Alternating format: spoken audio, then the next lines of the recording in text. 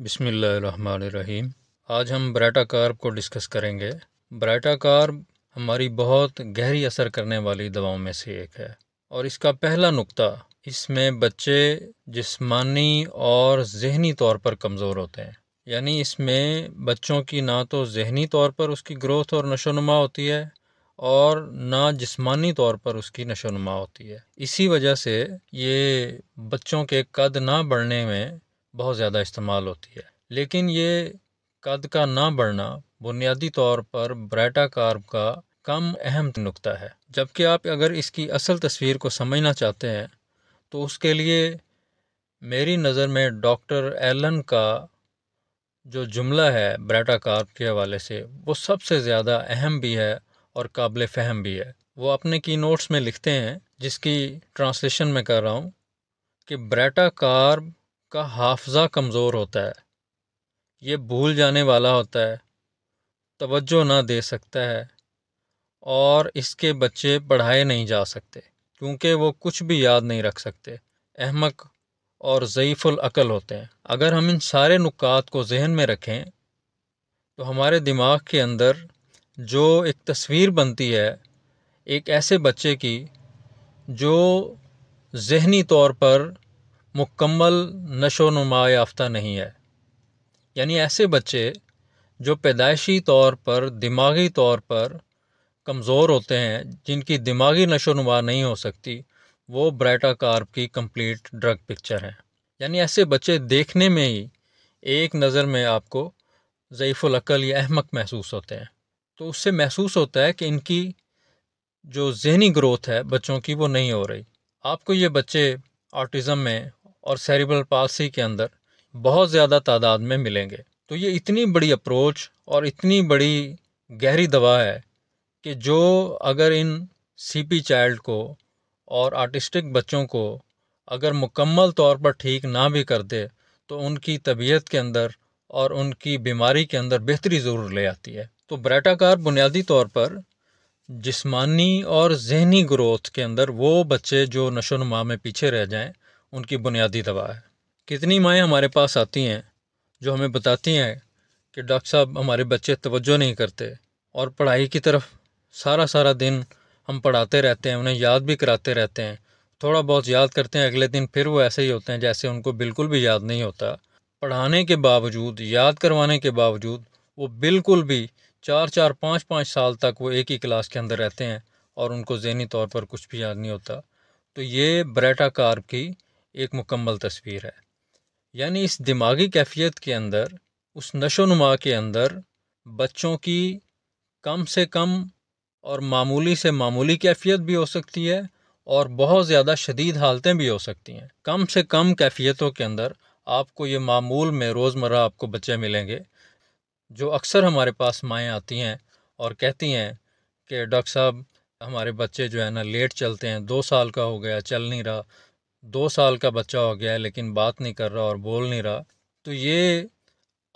روزمرہ آپ دیکھتے ہیں کہ بچے چلتے لیٹ ہیں، بولتے لیٹ ہیں، تو یہ برائٹا کارب کی تصویر ہے۔ کلکیریا کارب کے بچے بھی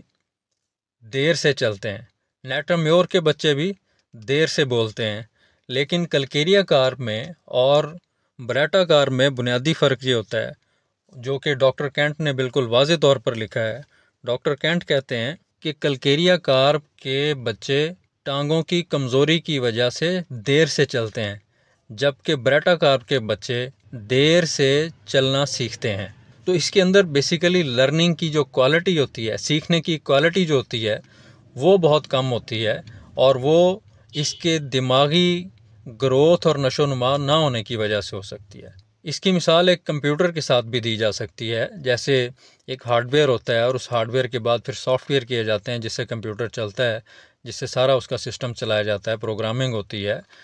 تو اگر ہارڈ ویئر اس کا ڈیمیج ہے اور وہ صحیح نہیں ہے تو اس کے ساتھ سافٹ ویئر کی کوئی اہمیت نہیں رہتی، نہ وہ ورکنگ میں آتا ہے۔ برائٹا کارب انسان کے دماغ کے ہارڈ ویئر کی دوا ہے، یعنی اگر ہارڈ ویئر بہتر ہوگا اس کا دماغ بہتر ہوگا تو اس کی باقی صلاحیتیں بہتر ہو سکتی ہیں، اس کا بولنا بھی، چلنا بھی، سیکھنا بھی، اس کا توجہ کرنا بھی، یہ ساری چیزیں بہتر ہو سکتی ہیں۔ لیکن اگر اس کی دماغی نشو و نما کے اندر بہتری نہیں لائی جا سکتی تو ان ساری صلاحیتوں کے اوپر بہتری لانے والی دواؤں کا کوئی فائدہ ہمارے اس علاج کے اندر نہیں ہوگا۔ یعنی یہ دوا ہمارے جسم کی نشو و نما کو، ہمارے دماغ کی نشو و نما کو بہتری کی طرف لے کر آتی ہے۔ اسی کی ایک مثال ایسے بچے جو بالغ دیر سے ہوتے ہیں، ایسی بچیاں جن میں بلوغت دیر سے آتی ہے اور پہلا حیض دیر سے آتا ہے، اس کی بریٹا کار بہت بڑی دواؤں میں سے ایک ہے۔ ایسے بچے جن کے ٹیسٹیکل ڈیولپ نہیں ہوتے اور وہ اس کی گروتھ نہیں ہوتی، تو یہ بہت بڑی دواؤں میں سے ایک ہے۔ اسی طریقے سے بریٹا کارب کا ایک اہم نقطہ وہ یہ ہے کہ اس کے تمام اعضاء ترقی کرتے جاتے ہیں، جبکہ کچھ اعضاء یا واحد کچھ اعضاء اس کے نشو و نما کرنے سے رہ جاتے ہیں۔ جیسے ایسے بچیاں جن کی اووریز کی گروتھ نہیں ہوتی، ایسی بچیاں جو بالغ دیر سے ہوتی ہیں اور ان میں پہلا مینسز جو ہوتا ہے، پہلا حیض جو ہے وہ دیر سے آتا ہے اور 18 سال، 19 سال، 20 سال تک مینسز نہیں آتے، وہ بنیادی طور پر ان کو بھی بریٹا کارب کی طرف سوچا جا سکتا ہے۔ اسی طریقے سے ایسے بچے جن کی بلوغت دیر سے ہوتی ہے اور جن کے ٹیسٹیکلز ڈیولپ نہیں ہوتے اور ان کی نشو و نما نہیں ہوتی اور ان کے اندر میل ہارمونل چینجز نہیں آتی، جس کی وجہ سے ان کی بلوغت ڈیلے ہوتی ہے، تو ایسے بچوں کے اندر بھی بریٹا کارب سیر فہرست دواؤں میں سے ایک ہے۔ ایسی خواتین جو بالغ تو ہوتی ہیں، مینسٹرول سائیکل بھی ایکٹیو ہو جاتا ہے، لیکن ان کی بانجھ پن کے اندر جو رکاوٹ ہوتی ہے وہ یہ ہوتی ہے کہ ان کی اووری کی گروتھ صحیح نہیں ہوتی اور اس کی وجہ سے اووم میچور نہیں ہوتے، اور یہ شروع سے یہ پرابلم ان کو چلتا آ رہا ہے۔ بریٹا کارب ان کی بھی بڑی اہم دواؤں میں سے ایک دوا ہے۔ اسی طریقے سے ایسے عضلات جن میں سختی، کھچاؤ اور چھوٹا ہونے کا احساس ہو، یعنی وہ گروتھ نہیں کر سکیں، یعنی وہ نشو و نما نہیں پا سکیں، اور وہ عضلات ان کے اندر کھچاؤ پیدا ہو جائے اور سختی پیدا ہو جائے، یہ بھی بریٹا کارب کا بڑا نقطہ ہے۔ اگر آپ دیکھیں، ایک ایسے بچے کی تصویر اپنے سامنے رکھیں کہ جس کی نہ تو ذہنی نشو و نما ہوئی ہو اور نہ جسمانی نشو و نما ہوئی ہو، اور اس کے ساتھ ساتھ اس کی ٹانگوں کے اور جسم کے عضلات کے اندر سختی اور کھچاؤ بھی ہو اور سکڑتے جا رہے ہوں، تو اگر آپ اس کی پوری ڈرگ پکچر دیکھیں تو یہ آپ کو بچے واضح طور پر معذور بچوں کے اندر نظر آئیں گے، جو آرٹسٹک بچے ہیں یا سیریبرل پالسی کے بچے ہیں، آپ کو ان کے اندر یہ ساری چیزیں نظر آئیں گی۔ تو یقینی طور پر یہ ان بچوں کی بنیادی دوا ہے۔ اسی طریقے سے ایسے فالج زدہ اور پولیو زدہ بچے جن کی ٹانگیں سوکھ جاتی ہیں، تو یہ دوا اگر کم از کم ان کو ٹھیک نہیں کرے گی تو ان کو بہتر ضرور کر دیتی ہے، کیونکہ یہ پوری تصویر بھی بریٹا کارب کے بنیادی نقطوں میں سے ایک نقطہ ہے۔ ایسے بچے جو ہمارے پاس آتے ہیں اور والدین بتاتے ہیں کہ ڈاکٹر صاحب بچے ہمارے یعنی ڈیلے سپیچ کا شکار ہیں اور دیر سے بولتے ہیں اور دیر سے چلتے ہیں، اس کے لیے ایک نقطہ اپنے ذہن میں رکھیں۔ ہمارے اکثر معالجین اس کے بارے میں اکثر کہتے ہیں کہ 2 مہینے میں، 3 مہینے میں بول پڑے گا، تو اس کے لیے چیز ہمارے ذہن میں ہونی چاہیے کہ ایک نارمل دماغ جو اللہ تعالیٰ نے بنایا ہے، اگر آپ اس کی لرننگ کی سپیڈ دیکھیں تو وہ ایسی ہوتی ہے کہ 1 سال، 9 مہینے سے 1 سال کی عمر کے اندر ایک بچہ 1 سے 2 الفاظ سیکھنا شروع کرتا ہے، یعنی وہ ماما بابا بولتا ہے، اور پھر آہستہ آہستہ وہ سیکھتا جاتا ہے، جبکہ 3 سال کی عمر میں جا کر ایک ایوریج وہ بغیر پریپوزیشنز کے وہ جملے بولتا ہے، ٹوٹے پھوٹے چھوٹے چھوٹے جملے بولتا ہے۔ تو یعنی ایک نارمل دماغ بولنے کو سیکھنے کے لیے 2 سال لیتا ہے، تو کیا خیال ہے کہ ایک ایسا بچہ جس کے دماغ کی نشو و نما نہیں ہوئی اور وہ نارمل سے پیچھے ہے دوسرے بچوں کے مقابلے میں، اس کو سیکھنے کے لیے اس کی لرننگ پروسیس کے لیے کم از کم 2 سال نہیں لگیں گے، بلکہ اس سے بھی زیادہ ٹائم لگتا ہے۔ تو اس لیے اس کے علاج کے لیے دوائیں یہی ہوتی ہیں، لیکن اس کے لیے ساتھ میازمیٹک دواؤں کے ساتھ اور دواؤں کی صحیح ترتیب، اور اس کے لیے ایک پورا ڈیوریشن چاہیے ہوتا ہے، جس کے بعد یہ بچے صحیح ڈائریکشن پر اور صحیح علاج پر اور بہتری کی طرف آتے ہیں۔ بریٹا کارپ کا ایک اہم نقطہ یہ بھی ہے کہ اگر آپ اس کے بڑی عمر کے بچے دیکھیں گے تو آپ دیکھیں گے کہ ان کے اندر ذہنی صلاحیتیں بڑھ نہیں رہیں، یعنی ایک 14-15 سال کا 20 سال کا جو لڑکا ہے جس کو ایک میچور ہونا چاہیے، جبکہ وہ کھلونوں سے کھیلتا ہے اور اس کے اندر وہ ایکٹیویٹیز ہوتی ہیں جو ایک بچوں کے اندر ہوتی ہیں، تو یہ بھی دماغی نشو و نما کے نہ ہونے کی علامت ہے، جو کہ بریٹا کارپ کی علامت ہے۔ اسی طریقے سے اگر آپ ایک بوڑھے افراد کو دیکھتے ہیں جن کے اندر بچوں جیسی علامات ملتی ہیں، تو یہ بھی بریٹا کارپ کی ڈرگ پکچر کے اندر آتے ہیں۔ بریٹا کارپ بنیادی طور پر وقت سے پہلے آنے والے بڑھاپے کی بھی بہترین دوا ہے، جس کے اندر ذہن کی شریانیں جب سکڑ جاتی ہیں اور خون کی سپلائی جب ہمارے دماغ کے خلیات کو نہیں ملتی، تو ان کے اندر ان کی صلاحیتوں میں کمی واقع ہونا شروع ہو جاتی ہے، اور جس سے جو تصویر ایک مریض کی بنتی ہے وہ بیسیکلی بریٹا کارپ کی بنتی ہے، اور اس تبدیلی کے نتیجے میں یادداشت بھی کھوئی جا سکتی ہے اور توجہ بھی ڈسٹرب ہو سکتی ہے، یادداشت بھی متاثر ہو سکتی ہے، جبکہ سوجھ بوجھ بھی متاثر ہو سکتی ہے، اور اسی متاثر ہونے کی وجہ سے بوڑھوں کے اندر اگر بچوں جیسی بھی علامات پیدا ہو جائیں تو بریٹا کارپ بہترین دوا ہے۔ اسی طرح بریٹا کارپ کا دوسرا بڑا اثر غدودوں پر ہے، اسی لیے غدودوں کی بھی بہترین دوا ہے۔ یہ غدودوں کو سخت کرتی ہے اور اس سے غدود انلارج ہو جاتے ہیں، مثلاً گلے کے غدود یعنی ٹونسلز، اس کے علاوہ گردن کے غدود،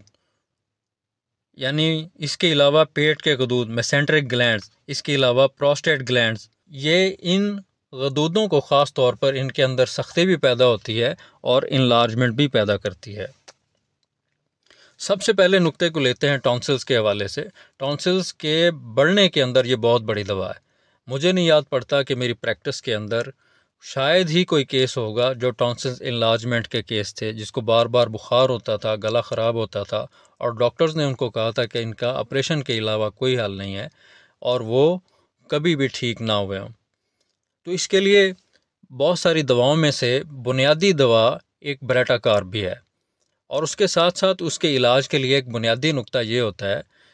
کہ آپ نے مریض کو بار بار جو اینٹی انفلیمیٹری دوائیں ہیں، سوزش اتارنے والی دوائیں ہیں ایلوپیتھی کی، ان سے منع کرنا ہے، بار بار بخار اتارنے والی دواؤں سے مریض کو منع کرنا ہے۔ تو آپ یہ دیکھیں گے کہ مریض کو 1، 2 یا 3 بار بخار ہوگا، اس کے بعد اس کا بخار ختم ہونا شروع ہو جاتا ہے، اور جو بار بار ہر ہفتے بعد یا 10 دن کے بعد جو اس کو بخار ہوتا ہے، اس کی وقفہ اس کا بڑھنا شروع ہو جاتا ہے، اور اس کو دوبارہ نہ بخار ہوتا ہے اور نہ اس کا گلا خراب ہوتا ہے، اور آہستہ آہستہ اس کے ٹونسلز بھی ٹھیک ہوتے جاتے ہیں اگر آپ میازمیٹک دواؤں کے ساتھ اپنی دواؤں کو ترتیب کے ساتھ چلاتے ہیں۔ تو اگر مریض کی دوا بریٹا کارپ بنتی ہے تو بریٹا کارپ اگر آپ لمبے عرصے تک چلاتے ہیں میازمیٹک دواؤں کے ساتھ، تو یقین کریں مریض کے ٹونسلز ہمیشہ کے لیے ٹھیک ہو جاتے ہیں، اور بار بار جو اس کو بخار اور یہ کیفیت ہوتی ہے وہ بھی ہمیشہ کے لیے ختم ہو جاتی ہے۔ اس طریقے سے گردن کے غدود،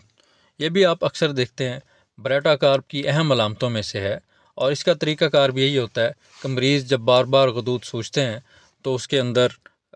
اکثر ٹیوبرکلینم یا میڈورینم کے ساتھ مریض جس میازمیٹک ہسٹری کے ساتھ آتا ہے، آپ اس کو بریٹا کارپ دیں تو وہ یہ غدود بھی ٹھیک ہو جاتے ہیں۔ گلے کی علامات میں مریض کو نگلنے میں تکلیف ہوتی ہے، اور سردی سے اور ٹھنڈی چیزوں سے بار بار متاثر ہوتا ہے۔ سردی میں ہر سال مریض کی تکلیفات بڑھتی ہیں، اور یہ بریٹا کارپ کا بہت بڑا سائن ہے۔ اس کے علاوہ چونکہ لمف نوڈ اس کے خاص نشانے پر ہوتے ہیں، تو اکثر بچے آپ کے پاس پیٹ درد کی شکایت لے کر آتے ہیں، اور یہ پیٹ درد موشن کے بغیر ہوتا ہے، یعنی وہ بعض اوقات کھانا کھائے تو تب بھی ہوتا ہے، کھانا نہ بھی کھائے تو اکثر کمپلین کرتا رہتا ہے۔ مائیں ہمارے پاس اکثر آتی ہیں کہ ڈاکٹر صاحب 2 سال سے 3 سال سے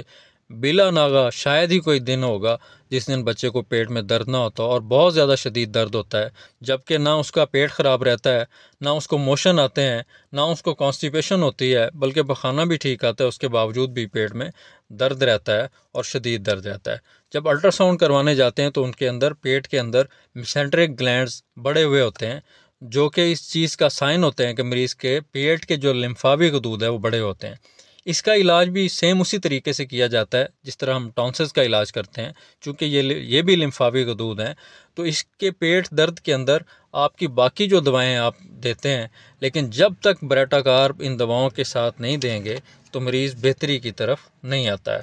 اس کا علاج بھی چند دنوں میں نہیں ہوتا، بلکہ لمبا عرصہ 6 سے 7 مہینے اور 1 سال تک کیا جاتا ہے، اور تب جا کر یہ غدود اور پیٹ میں درد مریض مستقل بہتری کی طرف آتا ہے۔ اسی طریقے سے پراسٹیٹ گلینڈ بڑا ہوا ہوگا اور سخت ہوگا، اور یہ پراسٹیٹ کے بڑھنے میں اور اس کے سخت ہو جانے میں بھی جو ٹاپ لسٹ دوائیں ہیں ان کے اندر بریٹا کار کا بھی نام شامل ہے۔ تو پراسٹیٹ بڑھنے سے مریض کے اندر پیشاب رک رک کر آئے گا اور حاجت محسوس ہوگی لیکن پیشاب خارج نہیں کر سکے گا، آہستہ آہستہ رک رک کر آئے گا، اور اس کے ساتھ مریض، چونکہ اولڈ ایج کے اندر یہ پرابلم ہوتا ہے، تو اس کے ساتھ ساتھ مریض کو چکروں اور لڑکھڑاہٹ کی بھی شکار ہوگی، اور اس کے ساتھ ساتھ دماغی طور پر الجھاؤ کا شکار ہوگا، اور آپ دیکھیں گے کہ اس کی ذہنی جو توجہ ہے اور یکسوئی ہے وہ بھی ڈسٹرب ہوئی ہوتی ہے، جبکہ الجھاؤ کا شکار ہوتا ہے، اور یادداشت بھی اس کی کمزور ہو چکی ہوتی ہے، اور وہ کسی چیز کو فوکس بھی نہیں کر پاتا۔ تو یہ بریٹا کارب کی تصویر ہے جو غدودوں کے اوپر اس کا گہرا اثر ہے۔ تو بریٹا کارب کا غدودوں کے اوپر جو بہترین اثر ہے وہ بنیادی طور پر ان 4 غدودوں کے اوپر ہے جو میں نے اپنی پریکٹیکل لائف کے اندر دیکھا ہے، اور جو ہماری پروونگ میٹری میٹریکا کے اندر جس کی نشاندہی کی گئی ہے۔ اور اس کے ساتھ ایک اہم نقطہ یہ ہے کہ جب آپ غدودوں کا علاج کر رہے ہیں، وہ ٹانسلز کا ہو وہ یا پیٹ کے غدودوں کا ہو، تو اس میں اگر بریٹا کارب آپ دیتے ہیں اور اس میں وہ وقتی طور پر کام کرتی ہے اور مریض بہتری کی طرف نہیں آتا، تو آپ اس کے بعد جو اس کی انٹرکرنٹ دوا ہے وہ سب سے بڑی سورینم ہے، اور اگر آپ دیکھتے ہیں کہ سورینم کے بعد بھی بہتری نہیں ہو رہی تو اس سے اگلا سٹیپ پھر ٹیوبرکلینم ہے۔ تو اکثر آپ کو ان نوعیتوں کے اوپر بہت کم جانا پڑتا ہے، بریٹا کارب آپ کو کبھی بھی مایوس نہیں کرتی۔ تو آج کے لیے بریٹا کارب کے حوالے سے یہ چند نقطے آپ سے اجازت چاہوں گا۔ اللہ حافظ۔